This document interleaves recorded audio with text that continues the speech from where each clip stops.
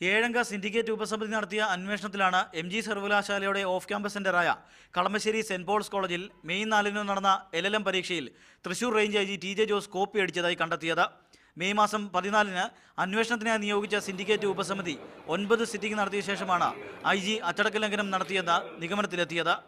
കോപ്പിയടി നടന്ന സെന്ററിലെത്തി പരിശോധന നടത്തിയും പരീക്ഷാ ഹാളിൽ ഉണ്ടായിരുന്ന 5 ജുഡീഷ്യൽ ഓഫീസർമാർ ഉൾപ്പെടെ 16 പേരുടെ മൊഴി രേഖപ്പെടുത്തിയുമാണ് ഉപസമിതി IGക്കെതിരായ റിപ്പോർട്ട് സമർപ്പിച്ചത്.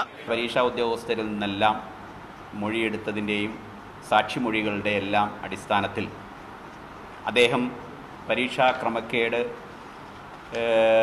നടത്തിയതായിട്ടുള്ള ഒരു വിലയിരുത്തലാണ് ഈ കമ്മിറ്റി അല്ലെങ്കിൽ ഈ സിൻഡിക്കേറ്റ് ഉപസമിതി കണ്ടെത്തിയിട്ടുള്ളത്. സർവകലാശാലയുടെ പരീക്ഷാ മാനുവൽ അനുസരിച്ച് പരീക്ഷാർത്ഥി എന്ന നിലയിൽ തുണ്ടുകടലാസുമായി ഹാളിലെത്തി ഇൻവിജിലേറ്റർ ആവശ്യപ്പെട്ടപ്പോൾ നൽകാൻ വിസമ്മതിച്ചു എന്നീ അച്ചടക്ക ലംഘനങ്ങളാണ് IG TJ ജോസ് നടത്തിയത്.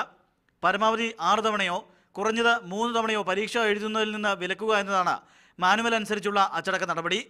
ഇതു സംബന്ധിച്ച തീരുമാനം സിൻഡിക്കേറ്റ് ഉടൻ കൈക്കൊള്ളും. Alvin Thomas, media 1, Kottayam.